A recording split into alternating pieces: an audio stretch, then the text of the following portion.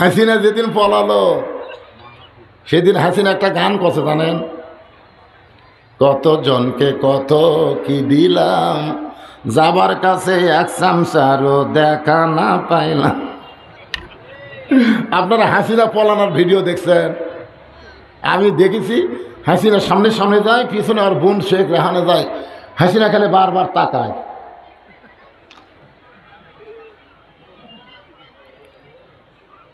ডাক দিয়াছেন ভারত আমারে, রইব না আর বাংলাদেশে তোদের মাঝারে। কতজনকে কত কি দিলাম, যাবার কালে এক চামচারও দেখা না পাইলাম। এক চামচাও নাই, সব চামচা পলাছে। তোর এখন কথা ঠিক কিনা? আমাদের বগুড়া জেলার যে কি কাম হচ্ছে ভাই, অনুবীক্ষণ যন্ত্র দিয়ে খুঁজেও একটা আওয়ামী লীগ পাওয়া যাচ্ছে না। এরা কোটি লুকালুকি আল্লাহ ভালো জানে। শোনেন, এলা নেতা নেত্রী বাদ দেন, যেই নেতা বোরাকের পিঠে চড়ে না, আমাদের জন্য বোরাকের বাজেট না করে সব প্যানসারতা বাদ দিয়ে এই নেতাকে কলিজার মধ্যে জায়গা দিয়া তার আদর্শ গ্রহণ করা লাগবে। লাকাদ কানা লাকুম ফি রাসূলিল্লাহি উসওয়াতুন হাসানাহ। এখন স্লোগানটাকে আসতে দিবেন না জোরে দিবেন? হ্যাঁ, গলা খাঁকারে দিয়ে। আমি যেই বলবো আমার নেতা তোমার নেতা, সকলে বলবেন বিশ্ব নবী মোস্তফা। এইদিকে হইচই করে মালেরা কে রে?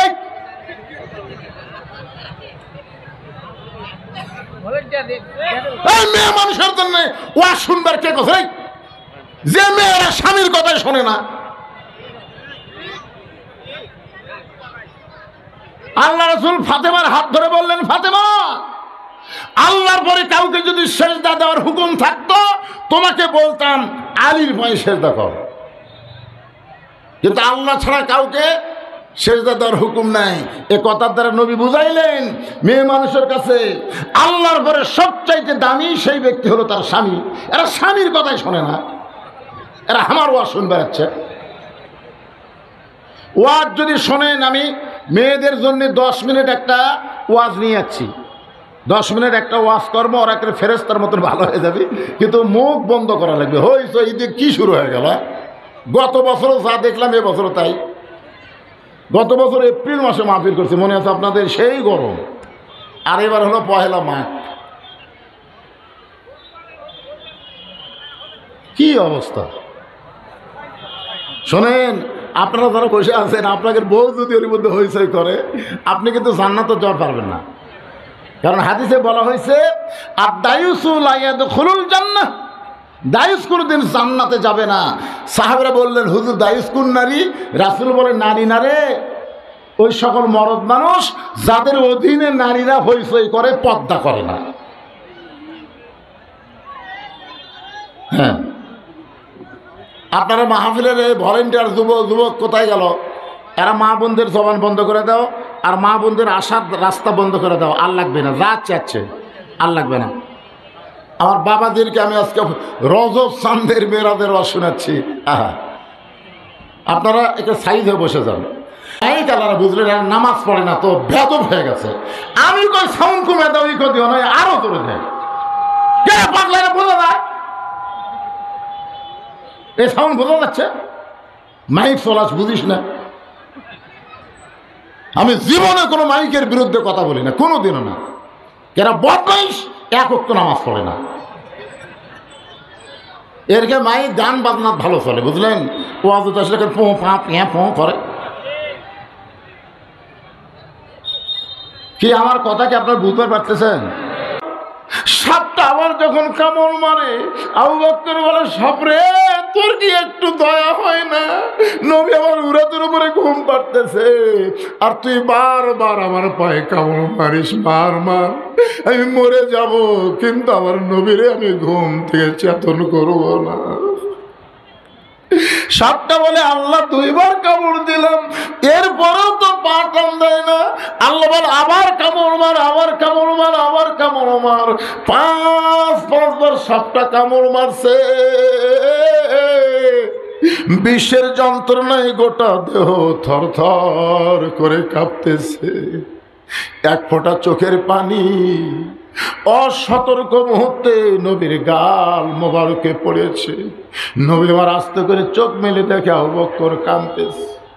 নইবার আবু বকর বাড়ির কথা মনে করে কাঁদতেছো, বিবি বাচ্চার কথা মনে করে কাঁদতেছো। নবীর হাতটা আবু বকর খপ করে ধরে বুকের মধ্যে নিয়ে এসে বলে, নবী গো, আমার বুকটা চিরে আপনি তাকায় দেখতে পারেন, আমার কলিজার মধ্যে আল্লাহর নবী ছাড়া আর কারো জায়গা নাই। তাহলে কেন কাঁদতেছো? বলে, সিদ্দিরের মুখে পাটা দিতে কি যেন বারবার কামড় দেয়, নবী হাঁসকা টান দিলে বিষাক্ত সাপ বের হয়। আল্লাহর হুকুমে সাপটা নবীরে সালাম দে, বলে, নবী গো, আমি কামড় দেইনি, আল্লাহ পাক আমাকে কামড় দেবার বলেছে, আমারে আপনি ঘর দোয়া করবেন না। নবী বলে, আল্লাহ যাকে সঙ্গে করে মক্কা থেকে মদিনায় হিজরত করার হুকুম দিলেন, আর গর্তের মধ্যে সাপের কামড়ে তাকে হত্যা করতেছেন, আল্লাহ আপনাকে বুঝতে পারলাম না। আল্লাহ বলে, হাবিব, আপনার মুখের থুতু মুবারক আবু বকরের পায়ের তালুতে লাগাইয়া দেন। আজকের পরীক্ষায় Abu Bakar golden A plus পাইছে। আপনার সমস্ত উম্মতের নেকি যদি কিয়ামত পর্যন্ত যত করবে, এক পাল্লায় দিলে যত ওজন হবে,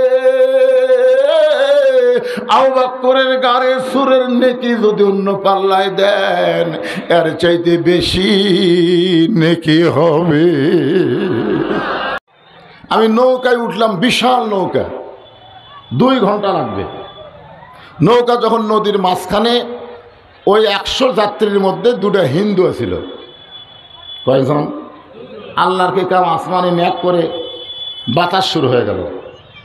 2 হিন্দু আমাকে বলল, হুজুর কিছু করেন। আমি বললাম, কি করবো? আজান দেন। আমি বললাম, কে রে, তোরা হিন্দু হয়ে আজানের গুরুত্ব কেমনে বুঝিস? বলে, হুজুর আমাদের বাড়ি তো মুসলমান এলাকা, এরকম যখন ঝড় বাতাস হয় তখন আজান একবার দিলে কমে, 2বার দিলে ভালো হয়। তা আমি বললাম, তোদের ভগবানের খবর কি? হুজুর সে কয়, ভগবানের কোনো পাওয়ার আছে? ভগবানক হামরাই বানাই, হামরা এবার লাত্তে পানির চুবড়াই। এই ভগবানের কোনো পাওয়ার নাই, সব পাওয়ার হলো আল্লাহ। হিন্দুরা পর্যন্ত স্বীকার করছে পাওয়ারের মালিককে। আরো কথা কর না কেন? তোরা আসুক, ওরা আসুক, আমরা শুধু তসবিহ নিয়ে না, পাগড়ি নিয়ে না, আমাদের কাছে ইমানের একটা বিশাল অস্ত্র আছে। ইমানের বলে বলিয়ান হয়ে হাতে যদি একটা লাঠি নেন, ওই লাঠির সামনে ওরা দাঁড়াবার পারবে না। জোরে করে কথা কর না কেন? এটা কি আমার বাপের কথা কইলাম? আমি আল্লাহর কোরআনের কথা বললাম। আল্লাহর নবী মিহরাবের মধ্যে ঢুকে একটা থলিয়া বের করলেন। থলিয়া মানে একটা ব্যাগ। থলিয়া মানে কি? একটা ব্যাগের ভিতর থেকে আল্লাহর নবী একটা জিনিস টেনে টেনে বের করতেছেন। যেই মাত্র জিনিসটা টেনে টেনে বের করতেছেন, প্রত্যেকটা সাহাবী দেখবার যায় এভাবে চোখ ধরছে। আল্লাহ রাসূল বললেন, চোখ থেকে হাত টান দাও। আমি শুধু ওয়াজ শোনাবো না, আজকে ওয়াজ তোমাকে দেখাবো। চোখে হাত দিয়ে লেখেন, বলে, ইয়া রাসূলুল্লাহ, আপনি ওই ব্যাগের ভিতর থেকে কি বার করতেছেন? ওইটার দিকে আমরা তাকায় থাকতে পারতেছি না। ওর ভিতর থেকে একটা তীব্র আলো আমাদের চোখের মধ্যে ঢুকে গেল। সুবহানাল্লাহ কয় না? আল্লাহ রাসূল এভাবে একটা ঝাড়ি দিলেন, সাহাবেরা তাকায় দেখেন একটা জুব্বা।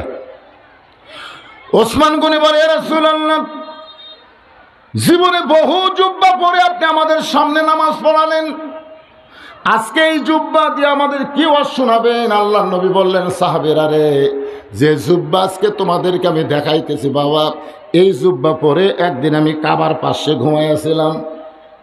আমি যখন কাবার পাশে ঘুমাইছিলাম, ফেরেশতা জিবরাইল আমাকে ঘুম থেকে চেতন করে জমজমের কূপের পানিতে ওযু করায়া একটা প্রাণীর সামনে আমাকে নিয়ে গেলেন। আমি যেই জুব্বা তোমাদের দেখাইতেছি, এই জুব্বাটা তখন আমার পরনের মধ্যে ছিল। এত সুন্দর প্রাণী আমি নবী কোনোদিন দেখি নাই। আমি বললাম, জিবরাইল, এই ঘুম থেকে চেতন করে ওযু করে এই প্রাণী দেখানোর জন্যই কি তুমি আমারে নিয়ে আইলা? জিবরাইল বলে, রাসূলুল্লাহ, এইটা কোনো প্রাণী নয়, এইটার নাম হইল বোরাক। হুজুর এই বোরাকের পিঠে আপনি চড়বেন, বোরাক আপনাকে আল্লাহর আরশে নিয়ে যাবে। এই বোরাকের পিঠে আপনি চড়বেন, বোরাক আপনাকে আল্লাহর আরশে নিয়ে যাবে। রাসূল বলে, জিবরাইল, আমার আগে একজন নবী দুনিয়াতে ছিল, সেই নবীর নাম হলো মূসা কালিমুল্লাহ। তুর পর্বতে আল্লাহর সঙ্গে গল্প করতে করতে এক সময় বলে ফেলেছিল, রব্বি আরিনি, আল্লাহ আপনাকে দেখতে চাই। আল্লাহ বলেছে লান তারানি, আমাকে দেখা সম্ভব না। আমি নবীর মনেও আল্লাহ দেখার বাসনা আছে, কিন্তু মূসা নবীর কথা মনে হলে আমি বলার সাহস পাই না। ফেরেশতা জিবরাইল বলে, ইয়া রাসূলুল্লাহ, মূসা নবী আল্লাহকে দেখতে চাইছিল, আর স্বয়ং আল্লাহ আপনাকে দেখতে চায়। লিল্লাহি তাকবীর। এখন আমার প্রশ্ন হলো যে মূসা নবীর চোখের পাওয়ার কম, আল্লাহ কোথায় আছে? দেখতে পায় না। এই জন্য বলেছে রব্বি আরিনি, আল্লাহ আপনাকে দেখতে চাই। কিন্তু আপনার বলেন তো, আল্লাহর চোখের পাওয়ার কি কম? নবী কোন জায়গাতে আছে আল্লাহ দেখবার পায় কি পায় না? এজরে কোন পায় কি পায় না? তারপরে আল্লাহ বোরাক পাঠায়া নবীকে আল্লাহর আরশে নিয়ে যাবার চাই। কারণ কি? মুসলমান খালি মসজিদ বানাবেন? একটু মনোযোগ দিয়ে শোনেন, কোরআনে আল্লাহ বলেছেন, সুবহানাল্লাযী আসরা বিআবদিহি লাইলাম মিনাল মাসজিদিল হারাম ইলাল মাসজিদিল আকসা। ফেরেশতা জিবরাইল বললেন, হুজুর এই বোরাকের পিঠে চললে বোরাক আপনাকে আল্লাহর আরশে নিয়ে যাবে। নবী আমার আস্তে করে বোরাকের গায়ে এসে হাত দিলেন। বোরাকে হাত দেওয়ার সঙ্গে সঙ্গে নবীর চোখ দিয়ে দর দর করে পানি পড়া শুরু হয়ে গেল। জিবরাইল বলে, ইয়া রাসূলুল্লাহ, এত সুন্দর বোরাক, এইটাও বুঝি আপনার পছন্দ হলো না? আপনি এমন করে কেন কাঁদতেছেন? নবী বলেন, জিবরাইল, 30,000 বছরের পুলসিরাত আমার গুনাহগার কেমনে পাড়ি দিবে? যেই পুলসিরাত চুলের চাইতো চিকন, খুরের চাইতো ধার, যেই পুলসিরাতের নিচে আল্লাহর 7টা জাহান্নামের আগুন দাউ দাউ করে জ্বলতেছে, আমার গুনাহগার উম্মত ওই পুলসিরাত কেমনে পাড়ি দিবে রে জিবরাইল? বোরাকের গায়ে হাত দেওয়ার মনে পড়ে যায়, আল্লাহ যদি আমার উম্মতের জন্য এমন করে একটা বোরাকের বাজেট করত, আমি নবী বড় খুশি হইতাম। ফেরেশতা জিবরাইল বলে, ইয়া রাসূলুল্লাহ, হুজুর কোন নবীর জন্য আল্লাহ যেই বোরাক তৈরি করে নাই, শুধুমাত্র আপনার জন্য করেছে, আর আপনি গুনাহগার উম্মতের জন্য এই বোরাক চাবেন, আমার মনে হয় এত বড় চাওয়া আল্লাহ কবুল করবে না। সঙ্গে সঙ্গে নবী আমার বোরাকের কাছ থেকে 11 গজ দূরে গেলেন। 11 গজ দূরে গিয়ে মাথা নিচু করে 2 চোখ দিয়ে গাল বেয়ে পানি টপ টপ করে পড়তেছে। আল্লাহ ডাক দিয়ে বলে, জিবরাইল, আমার দোস্তকে বলে দাও, যে দোস্ত আমার কলেমার জন্য তাইফের ময়দানে পাথর খেয়ে রক্তাক্ত হয়ে গেছে, আমার সেই দোস্ত কাঁদতেছে, দোস্তকে বলে দাও, আমি আল্লাহ আমার দোস্তকে এত ভালোবাসি, আমার আরশে নেওয়ার জন্যে তার প্রত্যেকটা গুনাহগার উম্মতের জন্য এমন করে একটা বোরাক আমি আল্লাহ বাজেট করে দিলাম।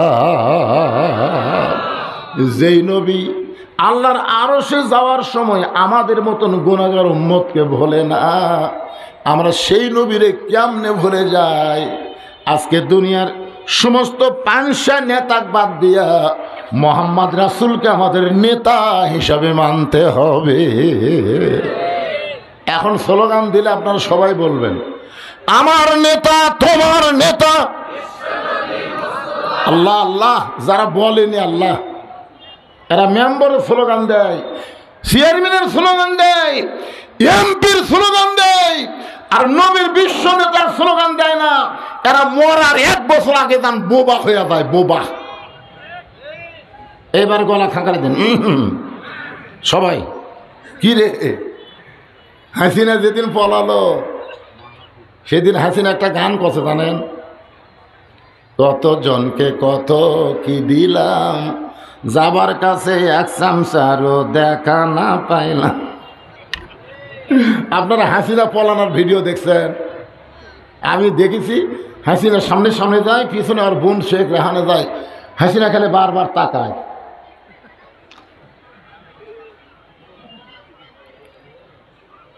ডাক দিয়াছেন ভারত আমারে, রইব না আর বাংলাদেশে তোদের মাঝারে।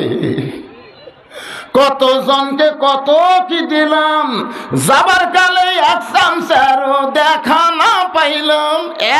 এক চামচাও নাই, সব চামচা পলাছে। ধরে কোন কথা ঠিক কিনা? আমাদের বগুড়া জেলার যে কি কাম হচ্ছে ভাই, অনুবীক্ষণ যন্ত্র দিয়ে খুঁজেও একটা আওয়ামী লীগ পাওয়া যাচ্ছে না। এরা যে কোটি লুকে লুকে আল্লাহ ভালো জানে।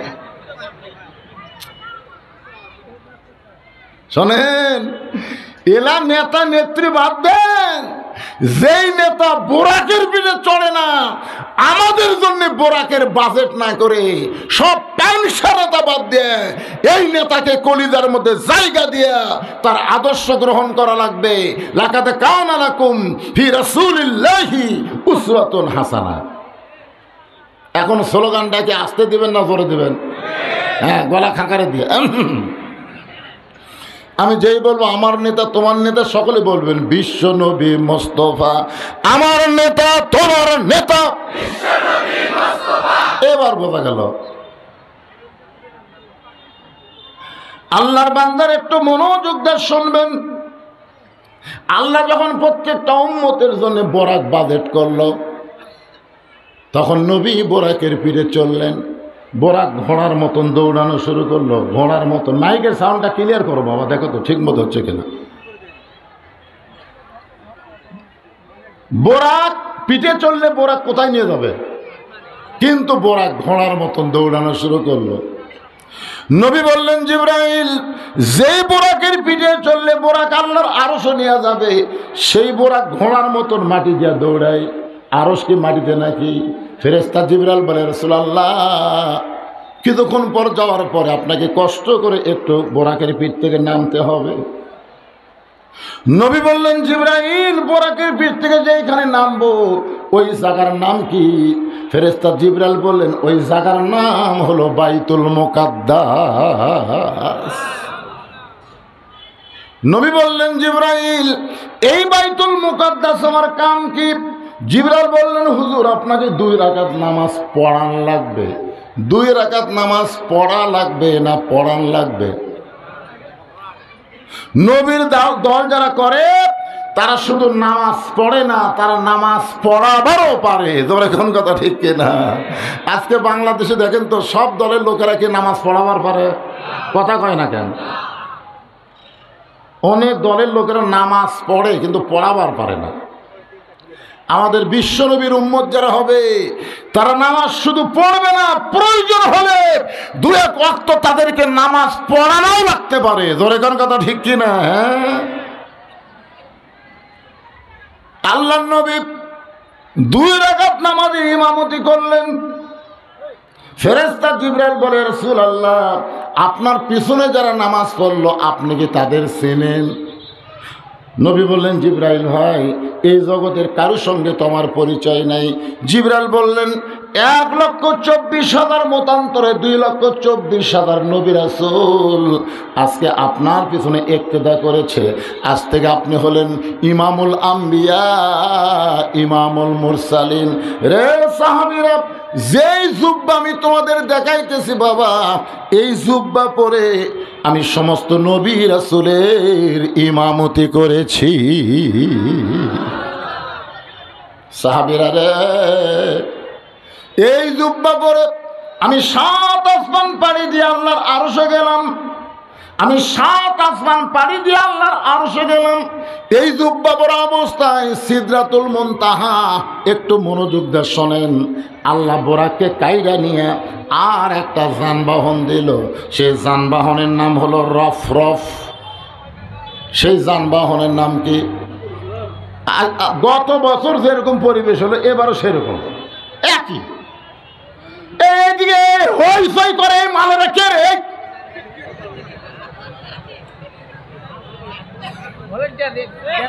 মেয়ে মানুষের জন্য ওয়াজ শুনবার কে কোথায়? যে মেয়েরা স্বামীর কথাই শোনে না, আল্লাহ রাসূল ফাতেমার হাত ধরে বললেন, ফাতেমা, আল্লাহর পরে কাউকে যদি সেজদা দেওয়ার হুকুম থাকতো তোমাকে বলতাম আলীর পায়ে সেজদা কর, কিন্তু আল্লাহ ছাড়া কাউকে সেজদা দেওয়ার হুকুম নাই। এ কথার দ্বারা নবী বুঝাইলেন মেয়ে মানুষের কাছে আল্লাহর পরে সবচাইতে দামি সেই ব্যক্তি হলো তার স্বামী। এরা স্বামীর কথাই শোনে না, এরা আমার ওয়াজ শুনবে যাচ্ছে। ওয়াজ যদি শোনেন, আমি মেয়েদের জন্য 10 মিনিট একটা ওয়াজ নিয়ে যাচ্ছি, 10 মিনিট একটা ওয়াজ করবো, ওরা একটা ফেরেস্তার মতন ভালো হয়ে যাবে, কিন্তু মুখ বন্ধ করা লাগবে। হইছে ঈদে কি শুরু হয়ে গেল? গত বছরও যা দেখলাম এবছরও তাই। গত বছর এপ্রিল মাসে মাহফিল করছে, মনে আছে আপনাদের? সেই গরম। আর এবার হলো পহেলা মাঘ। কি অবস্থা শোনেন, আপনারা যারা বসে আছেন, আপনাদের বউ যদি ওর মধ্যে হইচই করে, আপনি কিন্তু জান্নাতে যাওয়া পারবেন না। কারণ হাদিসে বলা হয়েছে, আদ-দায়ুসু লা ইয়াদখুলুল জান্নাহ, দায়ুস কোনদিন জান্নাতে যাবে না। সাহাবীরা বললেন, হুজুর দায়ুস কোন নারী? রাসূল বলেন, নারী না রে, ওই সকল মরদ মানুষ যাদের অধীনে নারীরা হইচই করে, পর্দা করে না। হ্যাঁ, আপনারা মাহফিলের ভলেন্টিয়ার যুবক কোথায় গেল? এরা মা বোনদের জবান বন্ধ করে দাও, আর মা বোনদের আসার রাস্তা বন্ধ করে দাও। আর লাগবে না, যা চাচ্ছে আর লাগবে না। আমার বাবাদেরকে আমি আজকে রজব চাঁদের মেয়েরাদের রস শোনাচ্ছি। আপনারা একটা সাইড হয়ে বসে যান। আল্লাহ নবী বললেন, সাহাবীরা, এমন একটা জায়গায়, যে জায়গায় আল্লাহ বললেন, জিবরাইল ব্রেক। জিবরাইল চোখটা দর করে পানি পড়তেছে।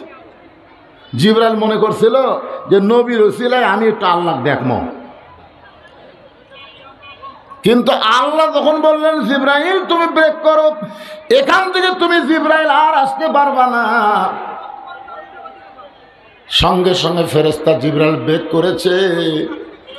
আল্লাহ বলে, জিবরাইল, আমি নবীকে বরণ করার জন্য ৭০,০০০ নূরের দরজা বানায় রাখছি। জোরে কান সুবহানাল্লাহ।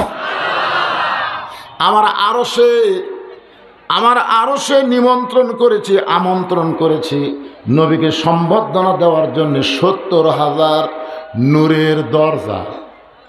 যেই নূরের দরজা দিয়ে তুমি জিবরাইল যদি প্রবেশ করো, তোমার অস্তিত্ব পুড়ে হবে ছাই, তোমার আর দরকার নাই।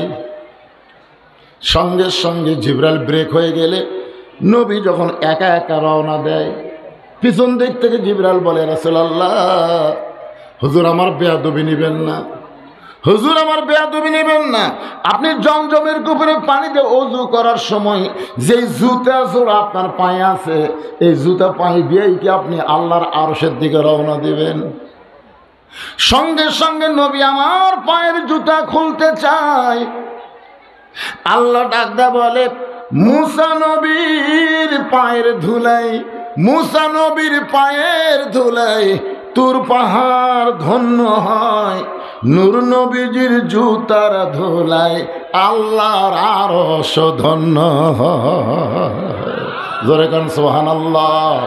ওগো নবী, জুতা খুলবেন না, আপনার জুতা পরে আপনি আমার বাড়িতে চলে আসেন। আল্লাহ নবী বললেন, সাহাবীরা রে, যেই জুব্বা আমি তোমাদের দেখাইতেছি, এই জুব্বা পরে আল্লাহর সঙ্গে আমার মেরাজ হলো। এই জুব্বা পরা অবস্থায় আল্লাহ আমাকে 5 ওয়াক্ত নামাজ দিল। এই জুব্বা পরা অবস্থায় আমি জান্নাতের মধ্যে ঢুকলাম, এই জুব্বা পরা অবস্থায় আমি জাহান্নামের মধ্যে ঢুকলাম, এই জুব্বা পরে আমি বাইতুল মামুরের মধ্যে ফেরেশতাদের ইমামতি করলাম। আমি আবার এই জুব্বা পরা অবস্থায় দুনিয়াতে ফেরত এসে বাবা আমি জুব্বাটা যত্ন করে এই থলিয়ার মধ্যে রাইখা দিয়েছি। আমি নবী চলে যাব, আমি নবী আর বেশি দিন দুনিয়াতে থাকবো না, আমি চলে যাব, কিন্তু এত দামি জুব্বা নিয়ে আমি যাব না। আমি এই জুব্বা তোমাদের মধ্যে কাউকে না কাউকে আমি পরায়া দিব। লিল্লাহে তাকবীর। আল্লাহ নবী বলেছেন এই জুব্বা আমি তোমাদের ভিতরে কাউরে না কাউরে আমি পরায় দিব। এখন প্রত্যেকটা সাহাবী মাথা নিচু করে চিন্তা করে, এত দামি জুব্বা, যেই জুব্বা পরে নবী রাসূলের ইমামতি করেছে, যেই জুব্বা পরে আল্লাহর সঙ্গে মেরাজ করলো, যেই জুব্বা পরে জাহান্নাম জান্নাতের মধ্যে ঢুকলো, যেই জুব্বা পরে বাইতুল মামুরে ফেরেশতার ইমামতি করলো, যেই জুব্বা পরা অবস্থায় আল্লাহর সঙ্গে মেরাজ করলো, সুবহানাল্লাহ কন্যা কেন? এত দামি জুব্বা নবী কাক দিবে রে? নবীর পাশের সাহাবী আবু বকর মনে মনে চিন্তা করে, এই জুব্বা নবী আমাকেই পরায় দিবে। কারণ আল্লাহর নবী বলেছেন, আল্লাহর পরে এই দুনিয়াতে কেউ যদি আমার 1 নম্বর বন্ধু থাকে, সে বন্ধুর নাম হলো আবু বকর। সুবহানাল্লাহ বলেন না? আল্লাহর পরে এই দুনিয়াতে যদি কেউ আমার দোস্ত থাকে, সে দোস্তের নাম হলো আবু বকর। ওমর ফারুক বললেন, ইয়া রাসূলুল্লাহ, আল্লাহর পরে আবু বকর আপনার দোস্ত কেমনে হয়? এই কথা কি আপনি আমাদের বলবেন না? নবী বলেন, ওমর তাহলে শোনো, একদিন গভীর রাত্রে আবু বকরের দরজায় গিয়ে আমি আস্তে করে একটা ঠোকা মারছি। যেই মাত্র ঠোকা মারলাম সঙ্গে সঙ্গে দরজা খুলে গেল। নবী চমকে বলে, আবু বকর, এই গভীর রাত্রে তোমার দরজা আসতেছে, এইটা কি তুমি আগে থেকে জানতা? আবু বকর বলে, রাসূলুল্লাহ, ওই যে 6 মাস আগে আপনি বলেছিলেন একদিন গভীর রাত্রে মক্কা থেকে মদিনায় হিজরত করা লাগবে, আমাকে সঙ্গে করে আপনি মদিনায় যাবেন। সেদিন থেকে আজ পর্যন্ত কোনো রাত্রিবেলা ঘুমাইনি, বরং সারা রাত আমি দরজায় দাঁড়িয়ে থাকি। আল্লাহ রাসূল বলেন, সাহাবীরা রে, মাটি থেকে 5600 ফুট উপরে, মাটি থেকে 5600 ফুট উপরে একটা পাহাড়ের গর্তে, সেই গর্তের নাম হলো গারে সুর। জোরে বলেন, গর্তের নাম কি? এ মাইকালা ভাই সাউনি কো দিল নাকি রে? সাউন্ড এরকম হয় কেন? সাউন্ড কেমন যেন হচ্ছে, প্রথম যেটা দিছে ওটা দাও। মাটি থেকে 5600 ফুট উপরে গারে সুরের মধ্যে আমি নবীর, এই মাইক আলারা বুঝলেন, নামাজ পড়ে না তো বেদব হয়ে গেছে। আমি কই সাউন্ড কমে দাও, ই দিও না, আরো করে দেয়। কে পাগলা বোঝা যায়? এই সাউন্ড বোঝা যাচ্ছে? মাইক চলাস বুঝিস না? আমি জীবনে কোনো মাইকের বিরুদ্ধে কথা বলি না, কোনোদিনও না। এরা বদমাইশ, 1 ওয়াক্ত নামাজ পড়ে না। এরকে মাইক গান বাজনা ভালো চলে, বুঝলেন? ওয়াজ আসলে পো পা পিয়া পো করে। কি আমার কথা কি আপনারা বুঝতে পারতেছেন? একটু মনোযোগ দিয়ে শুনবেন। গারে সুরের মধ্যে নবী যখন দুর্বল হয়ে আবু বকরের উরাতকে বালিশ বানায় ঘুমায় গেছে, মাটি থেকে 6000 ফুট উপরে। একটু চিন্তা করেন, নবী দুর্বল হয়ে আবু বকরের উরাতটাকে বালিশ বানায় ঘুমায় গেছে, কিন্তু আবু বকর ঘুমায় না, আবু বকর ঘুমায় না। ওই গারে সুরের গরমে, একটু গরমে নবীর কপাল ঘেমে ঘাম বের হয়ে গেল। আবু বকর তাকায় দেখে কপালের ঘামটা মুক্তার দানার মতন জ্বলতেছে। হযরত আবু বকরের মনের মধ্যে চাহিদা, ওই কপালের ঘামটা হাতের মধ্যে নিয়ে যদি আমার চেহারার মধ্যে মালিশ করতে পারি, অন্তত নবীর ঘাম চেহারায় থাকার কারণে আল্লাহ আমার প্রতি রহমত করবে। এই মনে করে কপালের ঘামটা যখন নিজের চেহারায় মালিশ করছে, সঙ্গে সঙ্গে গোটা গারে সুর আলোকিত হয়ে গেছে। গারে সুর যখন আলোকিত হয়ে যায়, আবু বকর তাকায় দেখে মাথার উপর একটা ছিদ্র দেখা যায়। মনের মধ্যে ভয়, ওই ছিদ্র দিয়ে যদি কিছু বের হয়ে আমার নবীকে কামড় দেয়, গর্তের মধ্যে মানুষ কয়জন? কিন্তু আবু বকর বারবার শুধু মনে করতেছে, এই গর্ত দিয়ে যদি কিছু বের হয়ে আমার নবীরে কামড় দেয়, নবীর মহব্বতে নিজের অস্তিত্বকে বিলীন করে দিয়েছে। নবীর ভালোবাসা কারে কয়? অনেকে বলে ওয়াইস করুনি, নবীর মহব্বত বেশি, মুখের 32 দাঁত ভেঙ্গেছে। ওয়াইস কুরি নবীর মহব্বতে মুখের 32টা দাঁত ভাঙ্গিছে, এটা হলো ভুয়া কথা। কারণ নবীর দন্দান ভেঙ্গেছে 2টা। কেউ যদি 32টা ভাঙে, এটা আত্মহত্যার গুনাহ হবে। ইচ্ছা করে আপনি দাঁত ভাঙতে পারবেন না, এটা কিন্তু নবীর মহব্বত না, এটা হলো ভুয়া কিচ্ছা। ধরে কোন কথা ঠিক কিনা? আসল কথা মহব্বত কারে কয়? বারবার নবীর দিকে তাকায়, ওই ছিদ্র দিয়া যদি কিছু বের হয়ে আমার নবীরে কামড়ায়, ডান উরাতের উপরে নবী শুয়ে আছে, আর বাম পাখানা ছিদ্রের মুখে লাগায় দিছে। যেই মাত্র ছিদ্রের মুখে আবু বকর পাটা লাগায় দেয়, সঙ্গে সঙ্গে আল্লাযী খলাকাল মাউতা ওয়াল হায়াতা লিয়াবলুয়াকুম আইয়ুকুম আহসানু আমালান ওয়া হুয়াল আজিজুল গফুর। কে রে বিষাক্ত সাপ, কোথায়? আর পাহাড়ের মধ্যে ঘুরিস না। ওই ছিদ্রের মুখে পাটা দিছে, ওই পায়ের তালুতে ভরা বিষ নিয়া কামড় মার। লিয়াবলুয়াকুম আইয়ুকুম আহসানু আমালা। আল্লাহর হুকুমে বিষাক্ত সাপ এসে আবু বকরের পায়ের তালুতে যখন কামড় দেয়, সঙ্গে সঙ্গে বিষটা চলে আসছে কলিজায়। আবু বকর বলে, সাপরে তুই আমারে কামড় দিবি,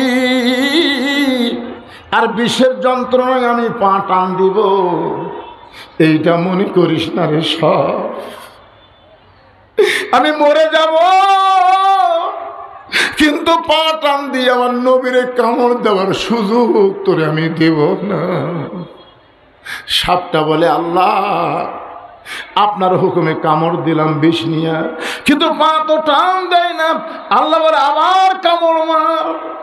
সাপটা আবার যখন কামড় মারে, আবু বকর বলে, সাপরে তোর কি একটু দয়া হয় না? নবী আমার উরাতের উপরে ঘুম পাড়তেছে, আর তুই বারবার আমার পায়ে কামড় মারিস, মার মার, আমি মরে যাব, কিন্তু আমার নবীরে আমি ঘুম থেকে চেতন করব না। সাপটা বলে, আল্লাহ 2বার কামড় দিলাম, এরপরেও তো পা টান দেয় না। আল্লাহ বলে, আবার কামড় মার, আবার কামড় মার, আবার কামড় মার। 5বার সাপটা কামড় মারছে। বিষের যন্ত্রণায় গোটা দেহ থর থর করে কাঁপতেছে। এক ফোঁটা চোখের পানি অসতর্ক মুহূর্তে নবীর গাল মোবারকে পড়েছে। নবী আমার আস্তে করে চোখ মেলে দেখে আবু বকর কাঁদতেছে। নইবার আবু বকর বাড়ির কথা মনে করে কাঁদতেছো, বিবি বাচ্চার কথা মনে করে কাঁদতেছো। নবীর হাতটা আবু বকর খপ করে ধরে বুকের মধ্যে নিয়ে এসে বলে, নবী গো, আমার বুকটা চিরে আপনি তাকায় দেখতে পারেন, আমার কলিজার মধ্যে আল্লাহর নবী ছাড়া আর কারো জায়গা নাই। তাহলে কেন কাঁদতেছো? বলে, ছিদ্রের মুখে পাটা দিতে কি জানো বারবার কামড় দেয়, নবী হাঁসকা টান দিলে বিষাক্ত সাপ বের হয়। আল্লাহর হুকুমে সাপটা নবীরে সালাম দিয়ে বলে, নবী গো, আমি কামড় দেইনি, আল্লাহ পাক আমাকে কামড় দেবার বলেছে, আমারে আপনি ঘর দোয়া করবেন না। নবী বলে, আল্লাহ যাকে সঙ্গে করে মক্কা থেকে মদিনায় হিজরত করার হুকুম দিলেন, আর গর্তের মধ্যে সাপের কামড়ে তাকে হত্যা করতেছেন, আল্লাহ আপনাকে বুঝতে পারলাম না। আল্লাহ বলে, হাবিব, আপনার মুখের থুতু মুবারক আবু বকরের পায়ের তালুতে লাগাইয়া দেন। আজকের পরীক্ষায় Abu Bakar golden A plus পাইছে।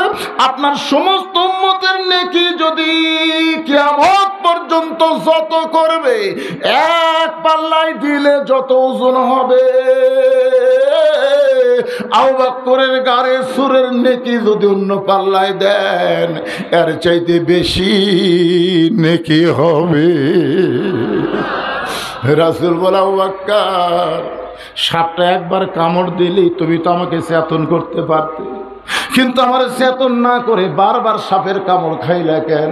আবু বকর বলে, রাসূলুল্লাহ, আমার জীবনের চাইতে আপনার ঘুমের দাম আমার কাছে অনেক বেশি। সে আবু বকর মনে মনে বলতেছে, এই দামি জুব্বাটা নবী আমাকে পরায়া দিবে। আবু বকরের পাশে একজন মাথা নিচু করে চিন্তা করতেছে, এই জুব্বাটা নবী আমাকেই পরায় দিবে, কারণ আল্লাহর নবী বলেছেন আমার পরে এই দুনিয়াতে কেউ যদি নবী থাকে, নবী হয়, সেই নবীর নাম হবে হযরত ওমর। কিন্তু নবুয়তের দরজা বন্ধ হয়েছে বলে ওমর নবী হওয়ার পারবে না। আল্লাহর নবী বলেছেন নবী হওয়ার সব যোগ্যতা আল্লাহ হযরত ওমরকে দান করেছে। লিল্লাহু আকবার। ভাইজান, এই মাহফিল কমিটির লোক আমাকে বলেছে, হুজুর আপনি ওয়াজ শুরু করার 10 মিনিট পরে আমাকে একটু আদায় করে দেবেন, 10 মিনিট পরে। আমি বললাম না বাদান, 10 মিনিট পরে না, মোটামুটি লোকজন যখন এসে জমায়েত হবে মাত্র 5 মিনিট আদায়, তার বেশি করা যাবে না। কারণ গত বছর খালি হয়েছে, হওয়ার কারণে আমি ওয়াজও ঠিকমতো করবার পারিনি, আপনারা বুঝবার পারেননি। ধরে কোন কথা ঠিক কিনা? এ বছরে সেই কাম শুরু হয়েছিল, 2-1টা তাড়া দেওয়াতে একটু হয়েছে, কমছে।